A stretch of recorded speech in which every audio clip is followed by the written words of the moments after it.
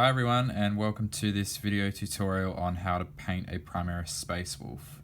So in this tutorial I'm going to go through just painting the armor for now. It'll go through doing the base coats and some initial highlighting with an airbrush, and then moving into doing a bit of weathering, recess shading with a brush. In terms of weathering, looking at chipping and scratching. And yeah, a bit of edge highlighting and stuff like that. So as you can see, starting out, I've left this guy in a bit of a sub-assembly for obvious reasons, just to make some areas easier to paint. The axe I've left off, the head I've left off, just makes things a bit easier. So the first thing that we'll be doing is a kind of an initial base color, or as I like to call it, a dark base color.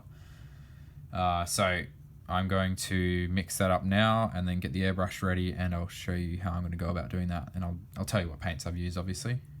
So move on to that. Okay, so the mix that I'm starting out with is an equal parts mix of the Fang and Gorthor Brown. I'm not sure I think the Fang comes in an air, in the air range. I'm not sure if Gorthor Brown does, but I've just used the usual paints from the pot, and I like to mix it with a bit of Vallejo airbrush flow improver, according to the ratios on the bottle. So with this color, I'm going to basically just build up the base coat over the whole model. And then obviously after this color, we're moving on to doing more of a, it would be Russ Grey, but it would be more of approaching it from a zenithal, from a 45-degree angle. So with this color, we're building up a lot of the sort of shadow areas. It's quite dark, and the reason why I've mixed the Fang and Gorthor Brown together is I wanted to take some of the blue away from the Fang. I didn't want the Space Wolf to end up looking a bit too blue. So as you can see, it's kind of, that's what the Fang looks like usually, and then Gorthor Brown added to it just really draws out the saturation of that blue. It's more towards the kind of grey.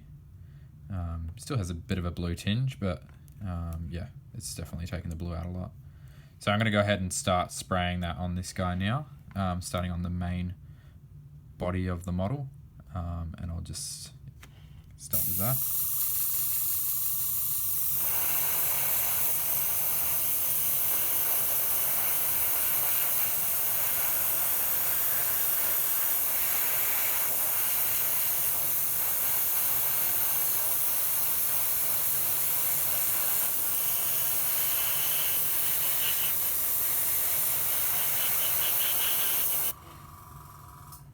So as I said, I'm just kind of, no need to be too precious about it. I'm just kind of spraying it over the whole model for now, because like I said, it will build up most of the shadow area. So yeah, just going ahead with that.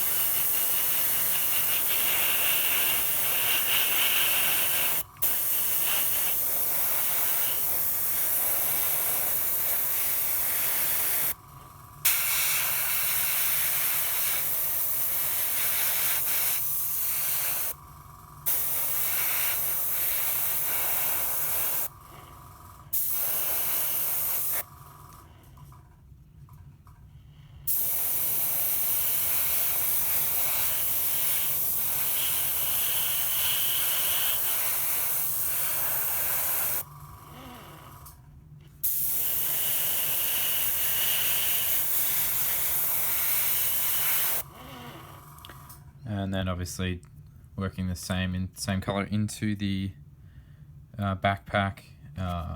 Obviously with the axe, it's just the hand that I'll be going over, and the head, it's got like the half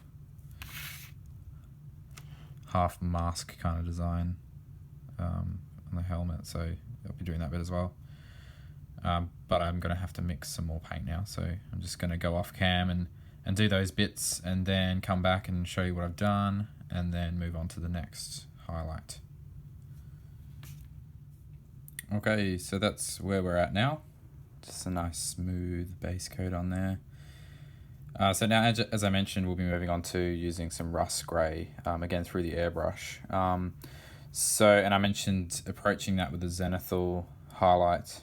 And what I mean by that is, I think I mentioned this in my first video painting the Poxwalker, is that you're looking at how the light's falling on the model itself. The light is obviously coming from the lamp, which is just above the model. And then kind of, like, if you're using an airbrush, you can get away with just shooting at the model from a 45-degree angle, and you'll get a nice look that way. So I'm going to go ahead and start doing that now. So obviously I've got these bits done as well. Just, nice base coat started on them, so get them out of the way. So this is just straight Russ Grey, and this is really going to bring back some of the blue, which should look quite nice, I think.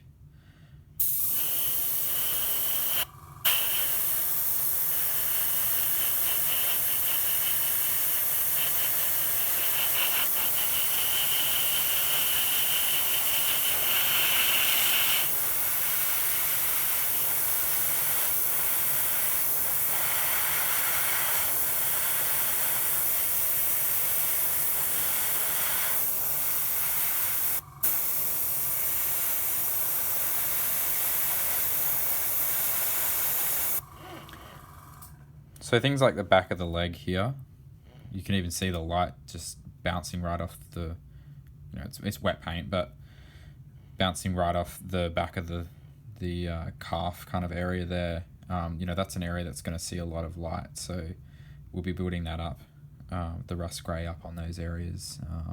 Obviously on the shoulder pads, on these outside edges of the arms and stuff like that. So the idea is building up this first highlight, but still having the as I called it, a dark base color showing through underneath in the really recessed and obscured areas.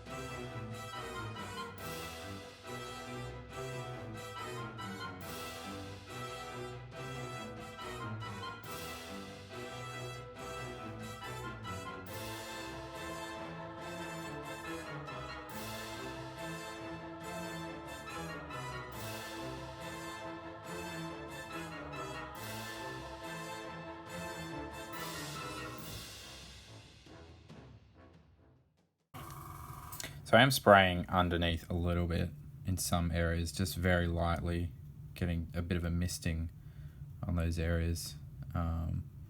Just some parts may look a little bit too dark, keeping in mind that you want the more obscured areas to be quite dark anyway, so trying to sort of avoid those.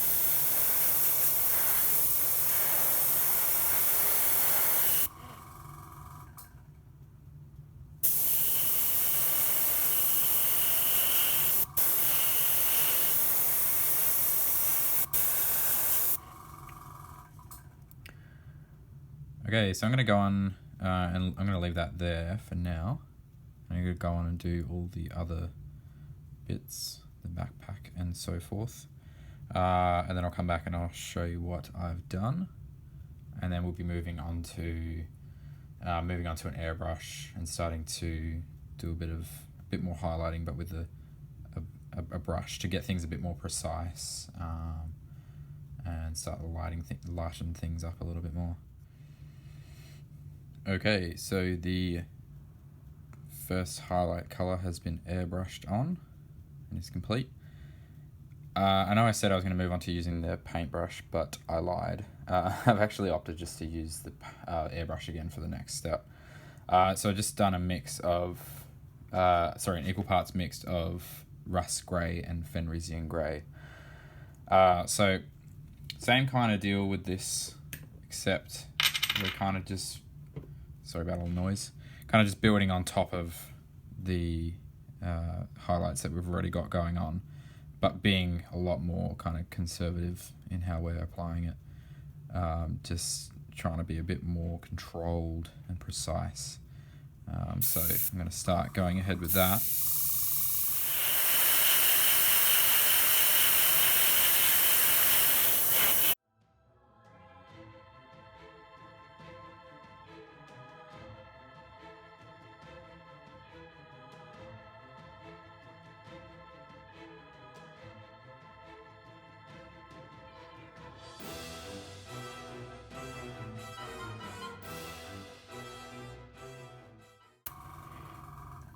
I don't know, you can even really tell that there's a difference there on the camera. You can see it on the shoulder pad a bit there. That highlight's just starting to stand out a bit more on the back of the leg there as well. I think going in and later doing all the recess shading and stuff like that's going to build the contrast, obviously, and you'll start to notice it a bit more. Yeah, so I'm going to go ahead and finish off all the other bits as well. It's always important when you're doing sub-assemblies like this as well to sort of cross-reference back to other parts of the model to make sure everything's looking consistent. Backpack's probably looking a bit lighter than the model now. But yeah, I'm going to go back over and do a bit more highlighting on the model itself now. So yeah, I'll do that off cam and come back and show you where I'm at. Okay, moving on to the next step, which is, as I mentioned, a bit of recess shading. So what I mean by this is basically lining in. I've actually started on this little bit here just to test out the colours. Lining in the lines between the panels. I've done a little bit of glazing to sort of to blend things up a little bit. It gives it a bit of a dirty look, which is not all that bad. This is the Space Wolf after all, they're pretty rough dudes. So the mix that I've gone with for that is 3 parts Rhinox Hide to 1 part Abaddon black, and basically thinned it down to something that's I guess it's a bit thicker than a shade. I mean, in reality, you could probably use Agrax Earthshade for this kind of thing, but I just find that using a paint itself and thinning it down tends to give it not only more of a kind of a matte look, but the shade can end up being a bit too thin already, whereas with this you've got a bit more control on how much you can thin it, and we are looking for something that will build the opacity hopefully in one go, and we don't want to have to layer it up too much, because this is, I will be honest, this is pretty tedious work going around and filling on all those little panels, panel lines and creases and things like that.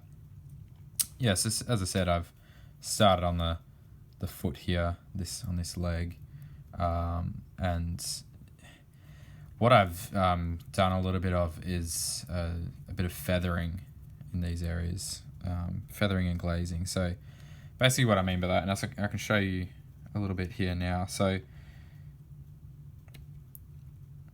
applying the paint is pretty straightforward. It's a method of getting a nice brush. This is a Broken Toad miniature series size 1, which I use a lot of for all sorts of things, but it's got a decent tip on it.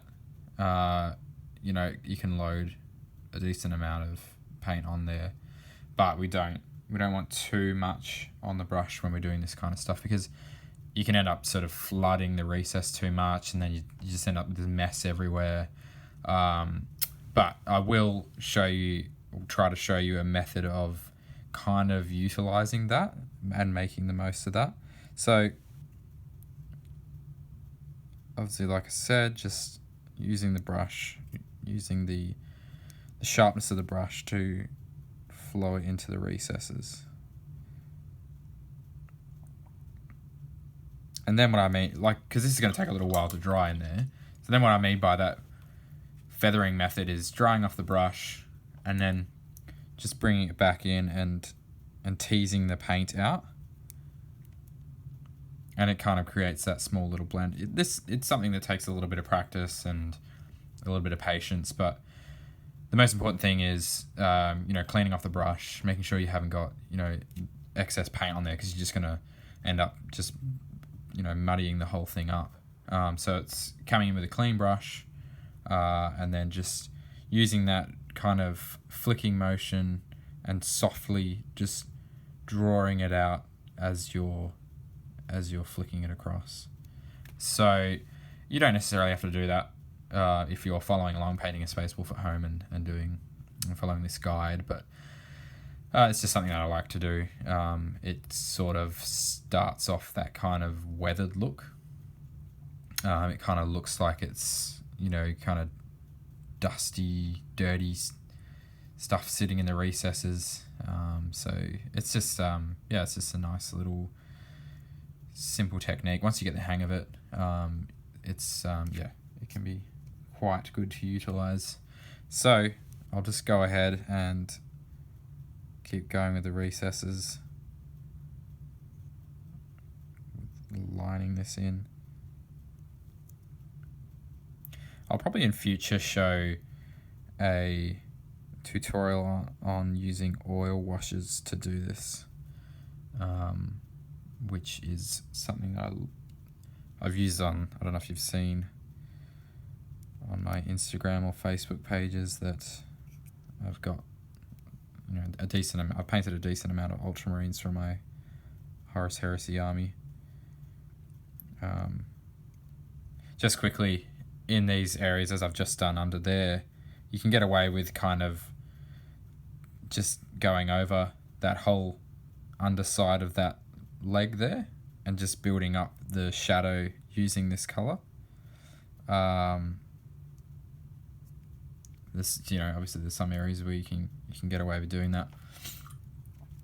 Yeah, so as I mentioned, the ultramarines. So on the ultramarines, I actually used oil paints to do the recess shading. I won't go much into it now because, as I said, I'll probably at some point release a tutorial maybe on how I actually paint my ultramarines entirely, and go into how oil paints work with shading, recess shading.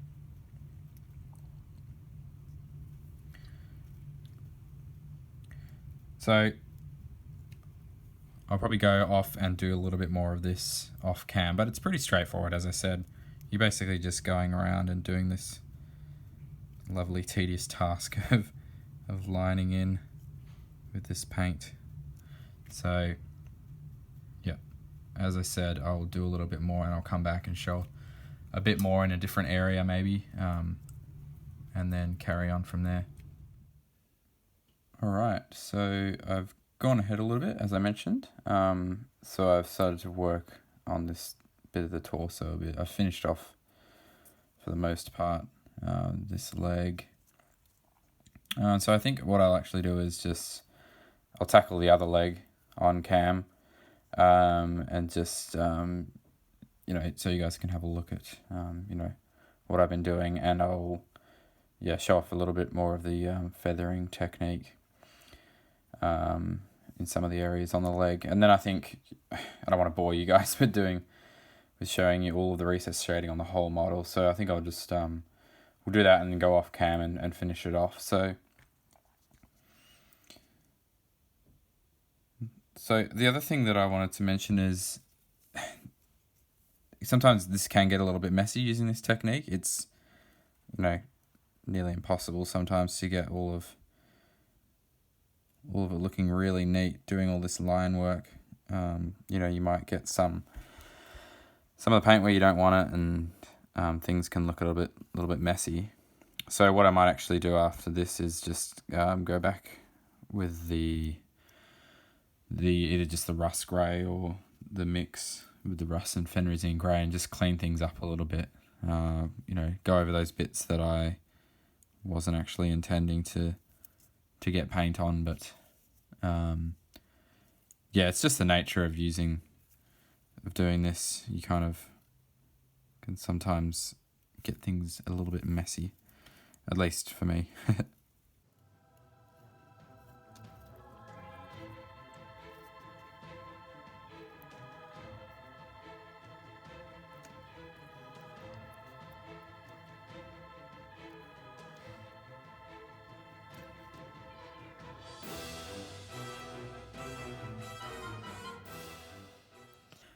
One other important thing to note as well is doing, sort of fine line work like this and a lot of, straight, clean strokes and things. There's always a certain angle you might want to hold the model where you feel more comfortable doing, whatever a brush stroke you're working on. And, we're trying to create nice, neat lines. So, it might be different for everybody, but there's usually an angle that you can hold the model on where you might find it a lot more comfortable and a lot more, achievable doing those lines. Just find whatever works for you, whatever you feel comfortable doing. Because at the end of the day, we want to produce the best results. So, it's best to work with what angle you find most comfortable. So, as I mentioned, I do want to show a bit more of the feathering. So I'll probably do it on this side, where you can see it a bit better. So it's a matter of getting the paint in there and then washing the brush off, coming back with the brush shouldn't, you really want to dry the brush off as well, I should mention. Dry it off. It can be a little bit damp. Doesn't matter if there's a little bit of moisture on the brush still, but you really don't want there to be, a whole droplet of water on there, or, things are just going to get messy. You don't want to be reapplying all that moisture back onto the model, because you're going to create sort of a muddy effect. So so I'm probably going to work on it this way. Like I said, working on the angle that you find most comfortable, because I'm right-handed, obviously working this way. So lining it in, washing off the brush, and then drying it on a bit of paper towel or whatever, and then just teasing it out. And that's created, I don't know if the camera will be able to pick it up that well, but because it's still a bit wet, created a nice soft little blend.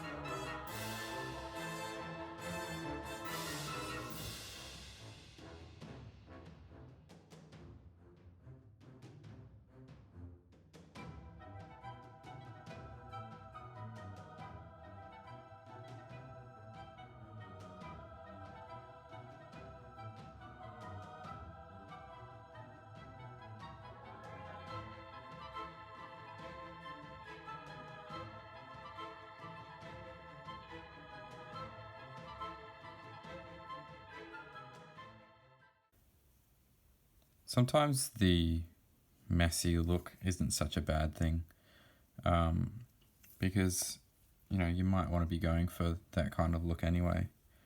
As I mentioned at the start, I'm going to be going into doing a little bit of weathering on this guy, so he's not going to be at the end a nice clean looking marine. He's gonna have a bit of weathering on him, so it's sometimes not such a bad thing that you get that happening. But yeah, if you are going for more of a clean, refined look, you will want to do a lot of tidying up, and in the first place, I mean, it just comes with practice, but getting these lines really, really sharp and nice and neat is just a lot of practice. And I mean, obviously I still need to work on it a little bit. But yeah, just keep practicing it and developing those brush skills, and just like I mentioned earlier, finding things that you feel most comfortable with. A certain way of holding the model. You might even find that you want to change up the consistency of the paint, and go with something a bit thinner or a bit thicker. Whatever your preference is.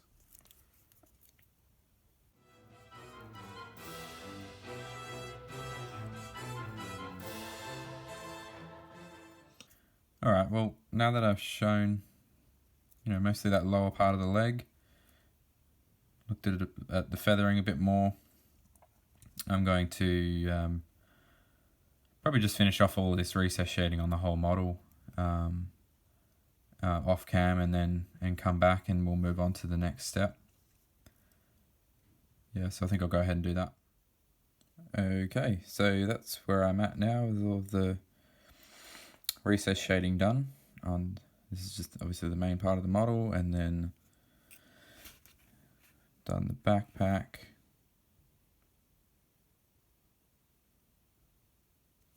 And just these little bits, defining the fingers and the hand there. So the next thing that I wanted to move on to doing is the battle damage before we're doing any edge highlighting, because the battle damage will require some highlighting as well, and we'll be using the same paint for that. So I tend to do the battle damage first, and then do the edge highlighting and the highlighting work for the battle damage at the same time. So the paint that I'm using it's close to what we just used for the recess shading, but it's more of a two parts Rhinox Hide to 1 part Abaddon black. And the consistency we're looking for is similar to that of a base coat. For this, I've also just gone over to the Broken Toad size 0, just something with a bit more of a finer point, because we're doing some finer work. So I'd say the key to doing battle damage is to kind of try and make things look more random. The more random things look, the better, because it's just gives it more of a natural look. If it looks too much in a pattern, so to speak, then it just doesn't have the same effect. So I try to tend to isolate the battle damage. You can be kind of a bit freeform with this, but trying to put the battle damage in more kind of logical areas for it to appear in. Obviously on the boots, they're gonna see a lot of wear and tear, so getting a decent amount on those. Things like the arms and hands. This guy might be in battle, and he's, blocked an attack with his arms a few times, so there'd be some chipping on on the paint work on those areas. So just kind of doing, what makes sense, I guess.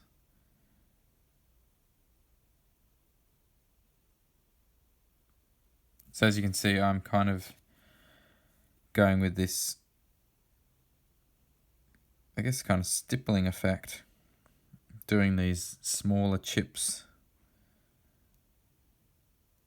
but also mixing in some scratches and things like that as well. Chips right on the edge of the armor plating.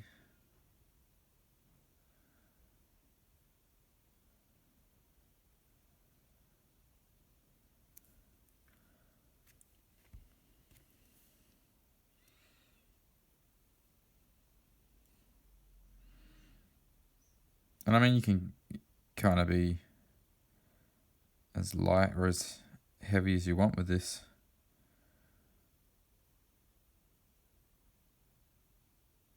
Sometimes a bit too much chipping can look a bit distracting. But yeah, I guess it's just about finding that balance.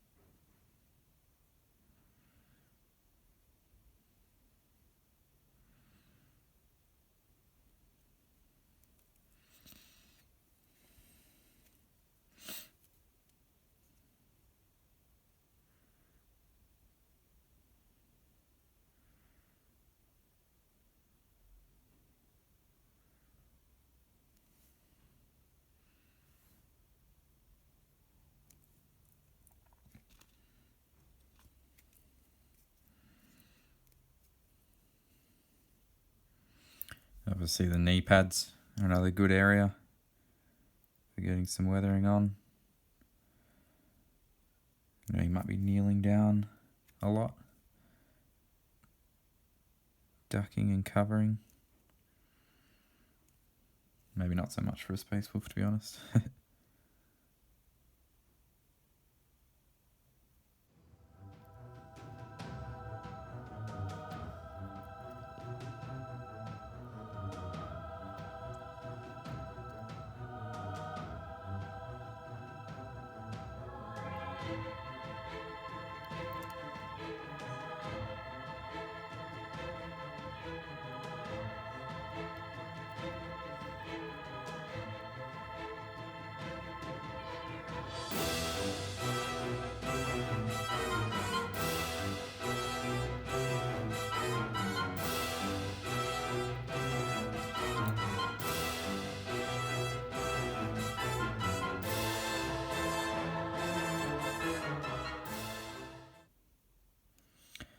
So yeah, it's just a matter of making random strokes and marks.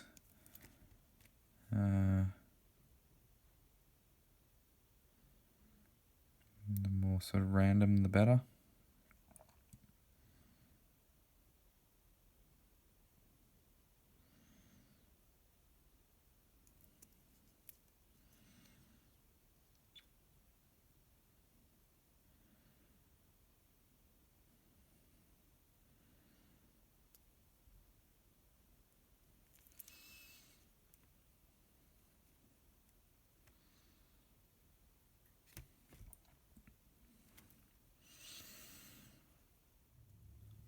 Alright, so that's where we're at after doing all of the battle damage.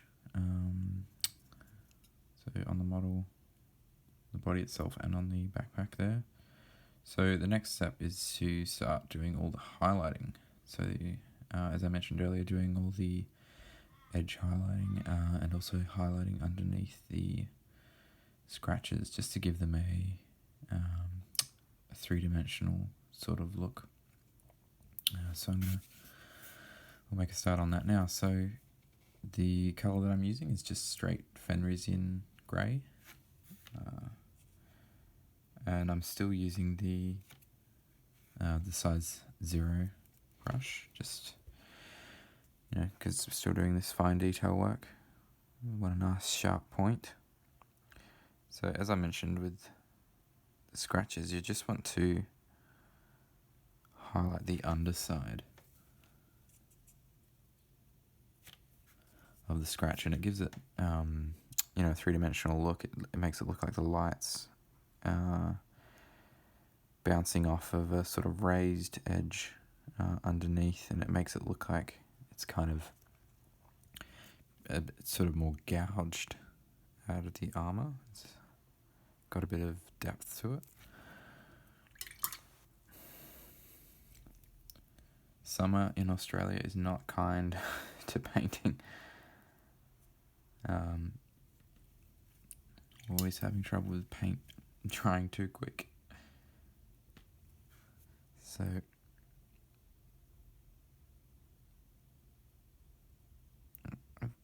I think it's important with this to try and keep it as fine and as neat as possible.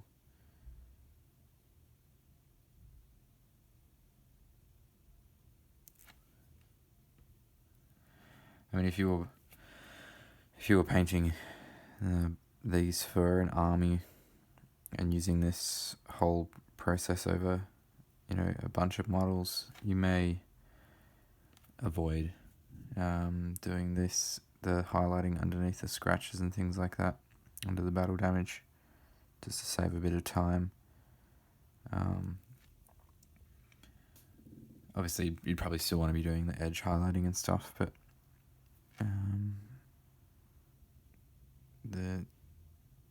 it all adds up time-wise. Especially if you're doing, like this same process over however many models.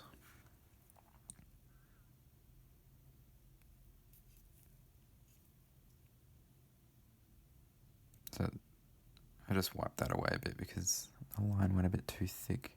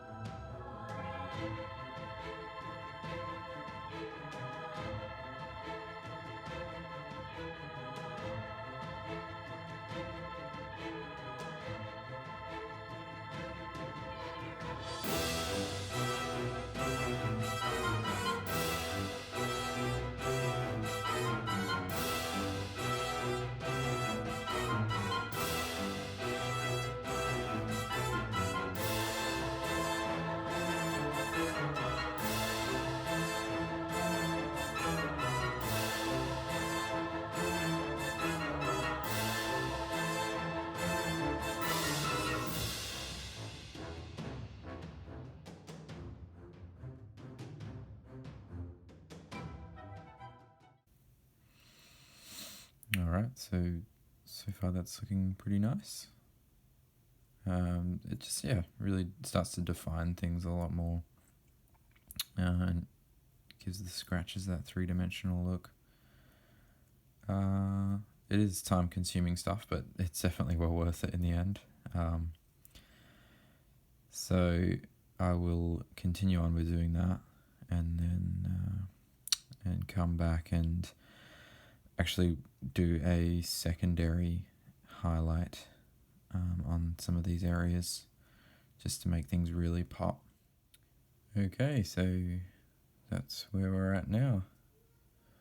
After all the edge highlighting, highlighting underneath the scratches and things, I've also gone ahead and just done that secondary highlight using Celestra Grey, just dotted around in some of the really strong highlight points, just to make them really stand out.